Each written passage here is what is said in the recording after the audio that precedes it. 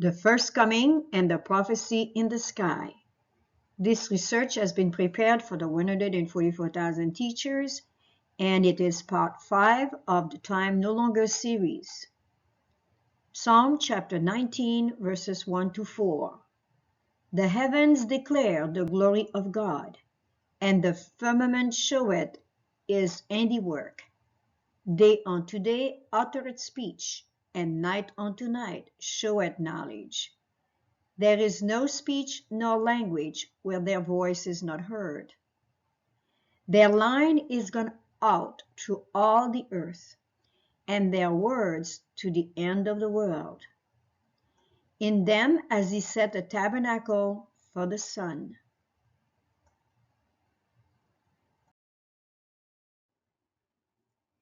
Galatians chapter 3 verses 26 to 29 and chapter 4 verses 1 to 7.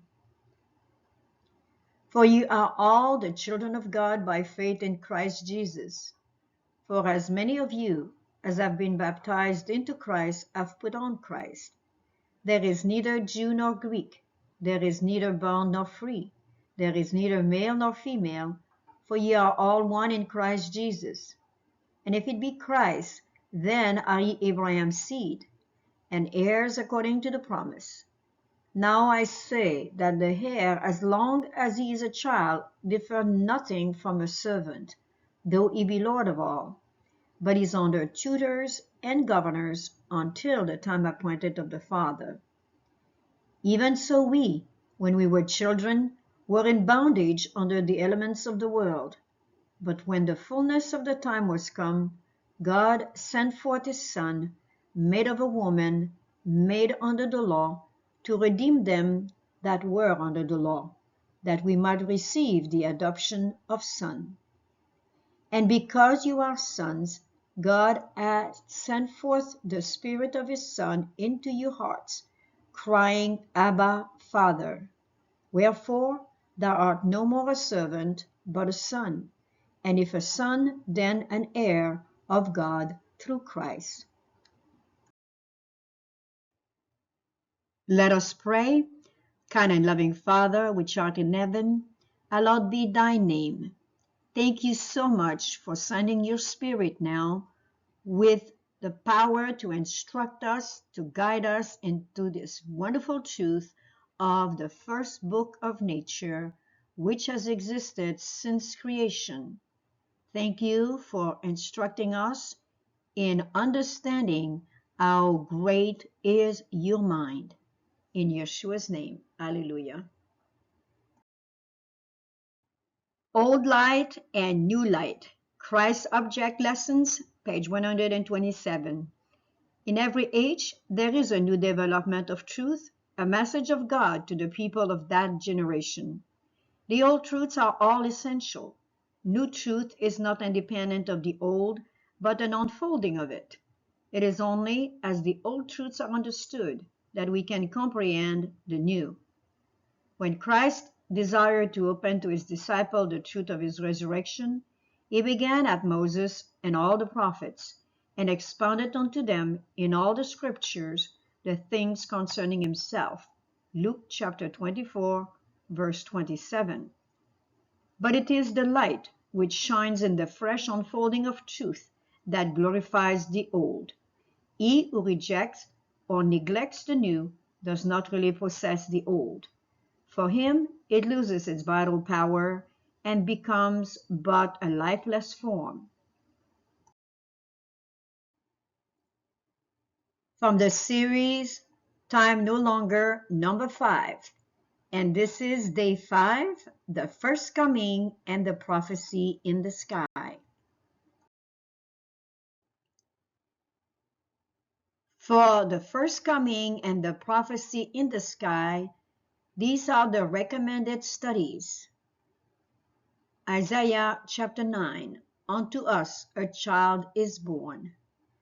And the series of the Mazarat, volume 1, 2, and 3. From Desire of Ages, the chapter God with Us. Restoring the Creator's Worship, a wonderful study on to what the Lord has given us as a wonderful, wonderful calendar to follow in order to worship Him according to His will. And without controversy, great is the mystery of godliness. God was manifest in the flesh, justified in the spirit, seen of angels, preached unto the Gentiles, believed on in the world, and received up into glory. 1 Timothy chapter 3, verse 16. More to be revealed. Unto us a son is given. Isaiah chapter 9, verses 6 and 7. For unto us a child is born, unto us a son is given, and the government shall be upon his shoulder, and his name shall be called Wonderful, Counselor, the Mighty God, the Everlasting Father, the Prince of Peace.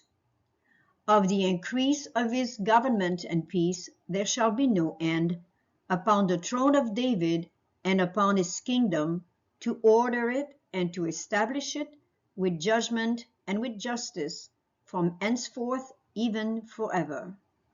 The zeal of the Lord of hosts will perform this. Part 1. The Book of Nature, His Works, His Creation, as expressed through Psalm chapter 19, verses 1 to 6. Reading from verses 1 to 3. The heavens declare the glory of God, and the firmament showeth his handiwork. Day unto day uttereth speech, and night unto night showeth knowledge. There is no speech nor language where their voice is not heard. The first part of Psalm chapter 19 is occupied with the revelation of the Creator written in the heavens through the mazarat. It is concrete. It is based on the universal laws of nature, time, space, and matter, as illustrated through the sciences of astronomy, physics, chemistry, mathematics. It is a revelation of His works of creation and contains wonderful prophecies regarding Messiah. Part 2. The Book of the Law, His Word, His Redemption, as expressed through Psalm chapter 19, verses 7 to 14. Reading from verse 7. The law of the Lord is perfect, converting the soul. The testimony of the Lord is sure, making wise the simple. The second part of Psalm chapter 19 is occupied with the revelation of the Creator written in His Word and specifically in the sanctuary. It is the most complete, connected, and harmonious system of truth of the Bible. It is abstract. It includes His covenant. It is based on His spiritual universal laws, and it is a revelation of His will, His word of redemption.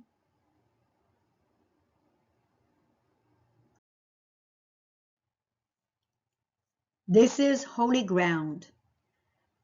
This is a study of the biblical geography of the sky based on the book of nature, which exists since creation, and it is based on the Creator's universal laws. In it we find the ecliptic line, which is the path of the sun and the planet, and is expressed through the mazarat. The ecliptic line, the path of the sun and the planet, is made up of the 12 cardinal constellations in their seasons. From Psalm chapter 19, verses 1 to 3, the heavens declare the glory of God, and the firmament showeth his handiwork. Day unto day uttereth speech, and night unto night showeth knowledge. There is no speech nor language where their voice is not heard. As we read from Psalm chapter 19, verses 4 to 6, this is a two-pole of truth reading, and there are words in these particular verses that have been italic for that purpose, as they show an application of the concrete and the abstract, the physical and the spiritual. It includes the sanctuary language. That's what it is declared in Psalm 19. There is no speech nor language where their voice is not heard. This is not only physical, it is also spiritual, and it shows the tabernacle with the court, the holy place, and the most holy place, where Messiah has traced his plan of redemption. He has also traced it in the heavens. Their line is gone out through the earth, and their words to the end of the world.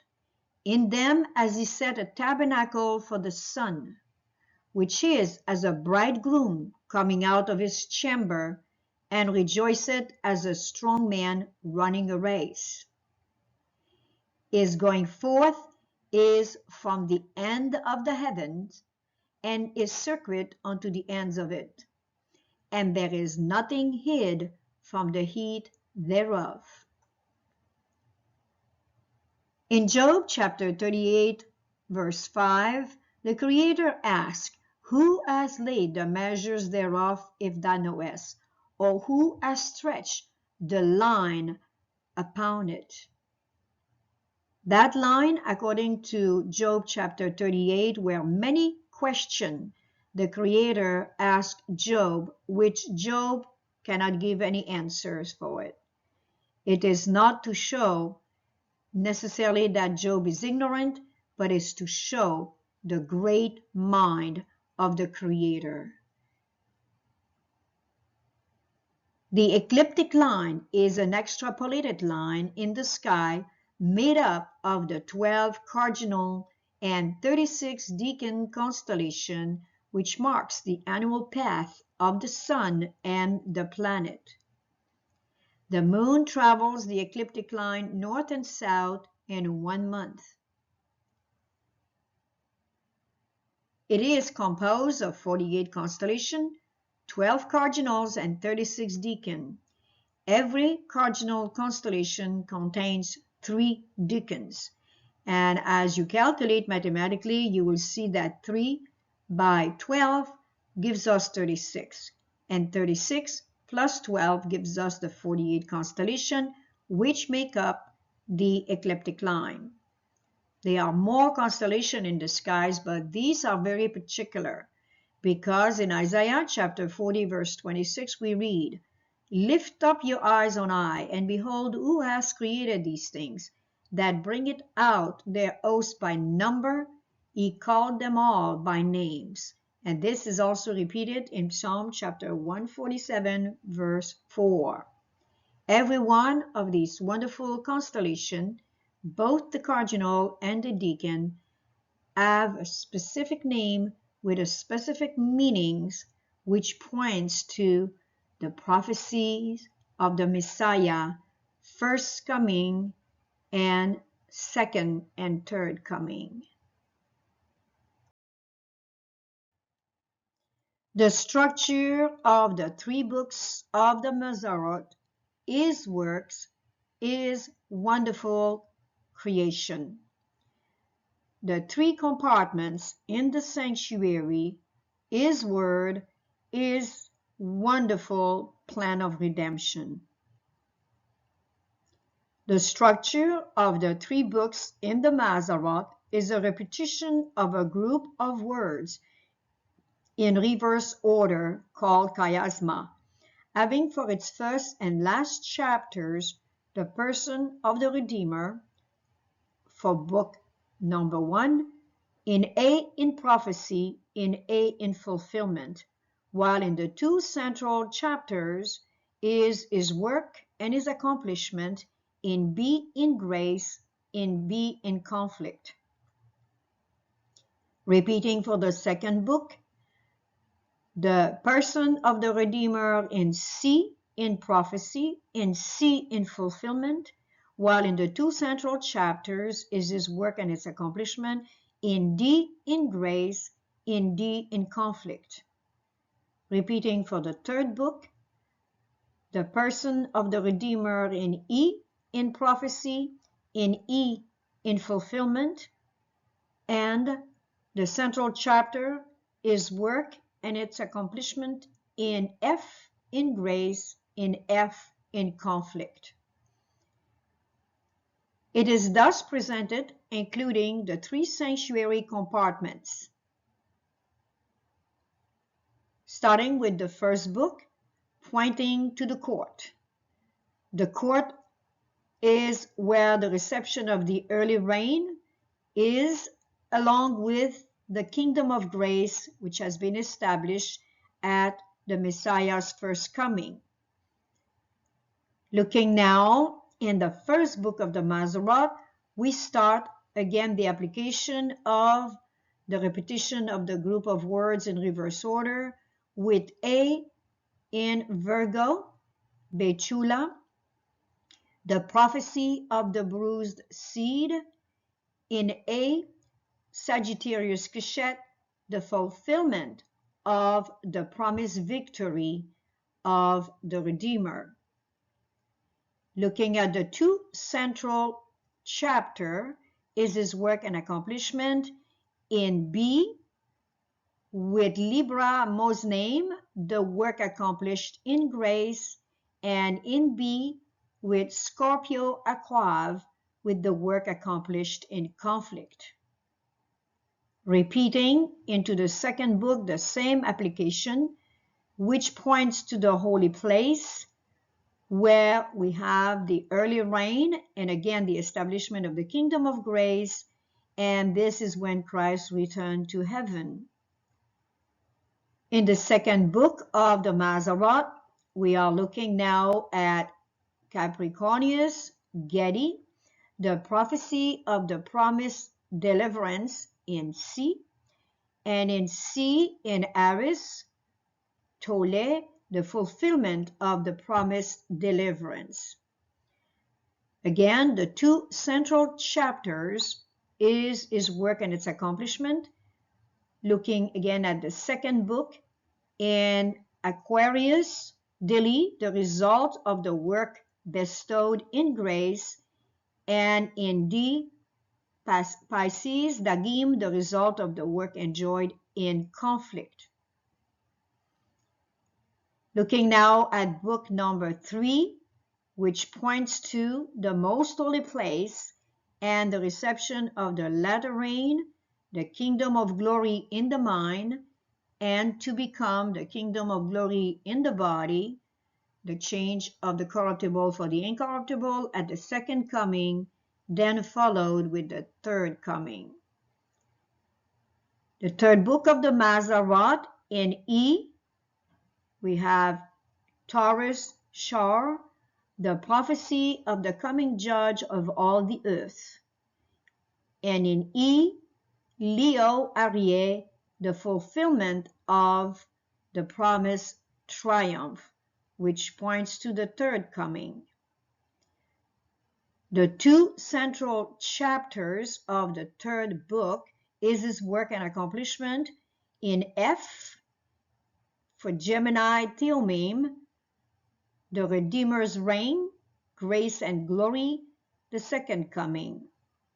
And in F, in Cancer, Sartan, the Redeemer's possession, saved from all conflict. And these are the prophecies that are found in the wonderful, wonderful Mazarat, made up of the constellations in the sky, 12 cardinal constellations and 36 deacon constellations, and pointing to the wonderful plan of redemption in the most complete, connected, and harmonious system of truth of the whole Bible, which is the sanctuary. We give you also the link for your perusal, but this entire study is based with a combination of the Mazarat and the sanctuary and the plan of redemption. The Mazarat and the sanctuary connection, the 3 books of the Mazarat and the 3 compartments of the sanctuary. This study concentrates on the constellations, which are groups of stars, in prophecy. The legend that is being used in black, the Latin and Greek names of the zodiac. Zodiac simply means a circle of animals. It is based on astronomy and it has no connection here with astrology. In turquoise, we give you the Hebrew names of the mazarat. Orange is representing the Gregorian calendar months. The yellow represents the biblical calendar months. And we have in red the beautiful feast of Leviticus chapter 23 for the spring and the fall feast. For this study, though, we will be concentrating on the first book of the Mazarat and the second book, pointing to the first coming. The third book, pointing to the second and third coming, will be studied in another series. Concentrating on the structure of the Mazarat for both the cardinal and deacon constellation and their meaning, we start with the first group of constellation and the structure of the Redeemer in prophecy. This is book number 1, and it will cover Betula, Virgo, Mos name Libra, Aqua, Scorpio, and Keshet, Sagittarius. They will be named according to their Hebrew and Latin and Greek name. As we start now with Betula, Virgo, which represent in the structure what we will call A. And again, as we saw, book number 1 points to the court in the sanctuary. And we continue here with Betula, Virgo, and its meaning. Virgin, promised seed of the woman, Genesis chapter 3, verse 15. And we are looking at its 3 decan constellation, Coma, desired child of all nations, Centaurus, the despised sin offering, Bootes, the coming one. And for book 1, the structure of the Mazarat here in book 1, we are covering A, which is again the Redeemer in prophecy. As we go now to, as we did in the previous study, we're going to Keshet, Sagittarius, which is A, the Redeemer in fulfillment.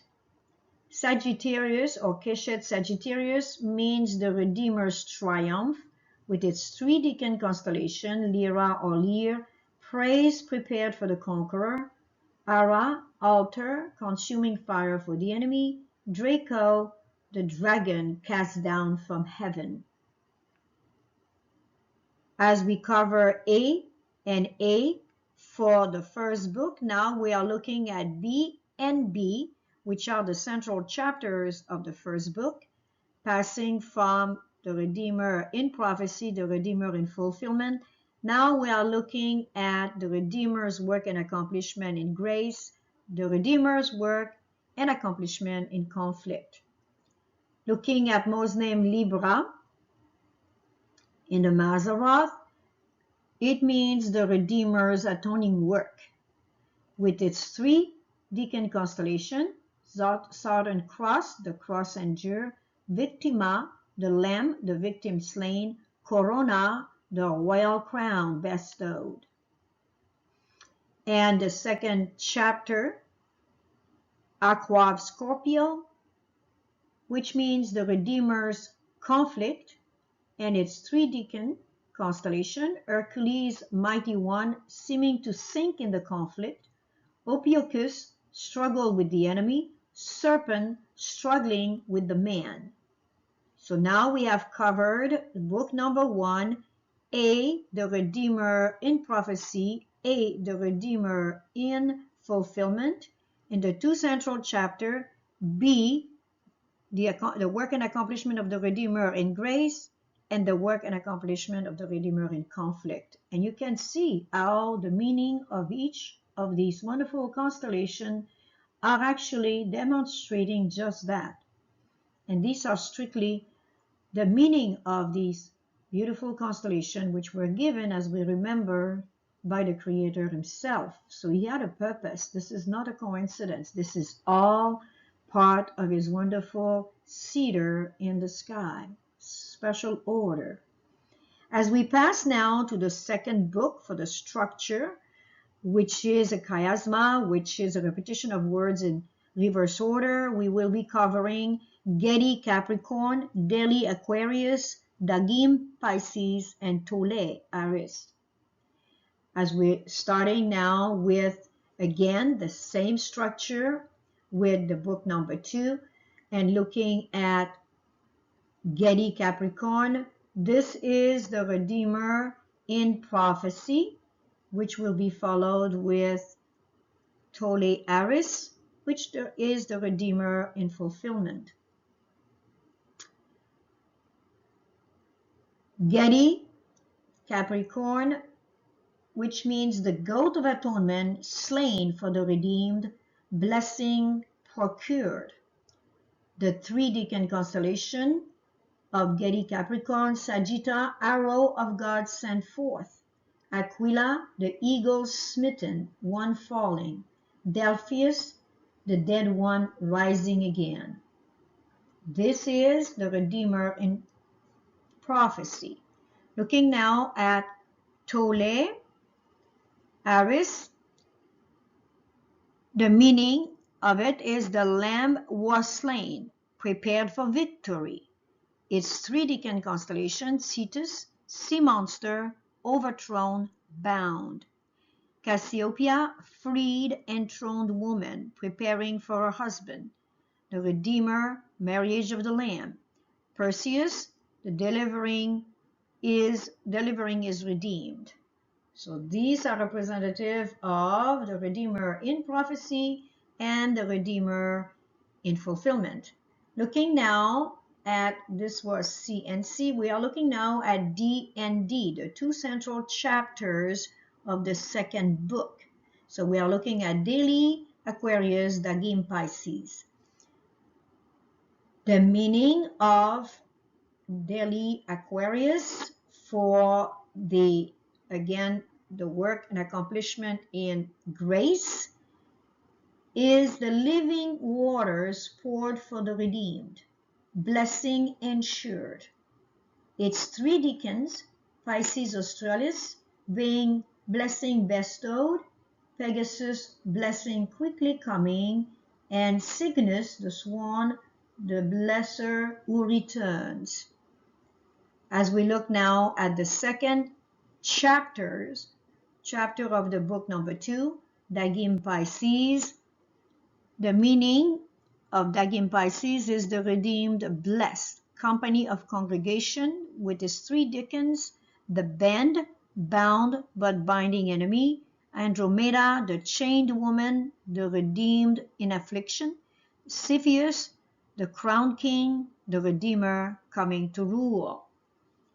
So within, again, the C and C application of the prophecy and fulfillment, and the D and D of the work and accomplishment in grace and in conflict, we can see that the meaning of each of the constellations, both cardinal and decans, are definitely defining this wonderful structure. As we have said, we are covering only the first and second book pointing to the first coming. The third book will be covered in another series. And this is a lot to absorb, looking at the first and the second book. It would be wise, perhaps for you, before the next session that will be presenting the book number 3, to attempt to again present it according to the structure that we have demonstrated to you, and that you can then learn to read the prophecy in the sky according to the cardinal's name and the deacon's name and their meaning. There are more than 48 constellations in the sky, but these special ones were named by the Creator and numbered by the Creator and make up the ecliptic line, which is not only a concept in the Bible, It's actually, and in history, it's a concept in astronomy. If you were to search the ecliptic line, it does say that it is formed by a line that is extrapolated, made up by the 12 cardinal constellation in their season. And within these particular cardinal constellation, you find the 3 decan constellation for each one of those cardinal constellation. We do serve a wise and wonderful, wonderful God. And in the sanctuary, we have covered the court and the holy with these wonderful truths. May we always rejoice that we serve such a great, wonderful, extraordinary, beautiful divine mind. Isaiah chapter 58, verses 12 to 14. Restoring the heritage of Jacob, which directly connects the restoring of the biblical Sabbath to the birthright. And they that shall be of thee shall build the old waste places. Thou shalt raise up the foundations of many generations, and thou shalt be called the repairer of the breach, the restorer of paths to dwell in. If thou turn away thy foot from the Sabbath, from doing thy pleasure on my holy day, and call the Sabbath a delight, the holy of the Lord, honorable, and shall honor him, not doing thine own ways, nor finding thine own pleasure, nor speaking thine own words, then shalt thou delight thyself in the Lord, and I will cause thee to ride upon the high places of the earth, and feed thee with the heritage of Jacob thy father, for the mouth of the Lord hath spoken it. Notice that this repairer of the breach, restorer of path to dwell in, must meet this condition, which is to repair the Sabbath, and the result will be to ride upon the high places of the earth and be fed with the heritage of Jacob, which is directly connected to the birthright. For the mouth of the Lord hath spoken it. The restoration of the firstborn's birthright, the repairer of the breach, the restorer of paths to dwell in. This is based on Isaiah chapter 58, verse 12. Because of sin, the firstborn's inheritance was changed. Number one, the inheritance of the firstborn institution was changed because of the sin of Cain, which was the firstborn of Adam. But when, after he killed his brother Abel, he was a fugitive, and Seth, the third one of Adam, became the recipient of the firstborn inheritance, the birthright. Number two, the firstborn's double portion was changed. In Genesis chapter 49, we read how Jacob in his blessing now takes away the birthright from his firstborn Reuben because of his sin, and pass it on to the double portion to Joseph, the priesthood to the Levite, and the progenitor of Messiah to Judah. Number three, the first one priesthood was changed. As we just saw in Genesis 49, the priesthood was given to the Levite, but really only came into place after the worship of the golden calf at Mount Sinai. And we can read now in Numbers chapter 3, verses 1 to 51, how the Heavenly Father ordered that change to be accomplished by giving the priesthood to the Levite, and the firstborn having to pay to the priesthood a certain amount of money. Number four, the firstborn of God to be born of Judah, and this is found in Genesis chapter 49. Promise from, again, Jacob because of the sin of Reuben. But because of Christ the firstborn restored, number one, the firstborn inheritance. Number two, the firstborn double portion. Number three, the firstborn priesthood. And number 4, the firstborn as his progenitor, which also stand for partakers of his divine nature. 1 John chapter 3 verses 1 and 2. Behold, what manner of love the Father has bestowed upon us, that we should be called the sons of God. Therefore the world knoweth us not, because it knew him not. Beloved, now are we the sons of God, and it does not yet appear what we shall be. But we know that when he shall appear, we shall be like him, for we shall see him as he is. And without controversy, great is the mystery of godliness. God was manifest in the flesh, justified in the spirit, seen of angels, preached unto the Gentiles, believed on in the world, received up into glory. 1 Timothy chapter 3, verse 16. More to be revealed. Why was Messiah rejected?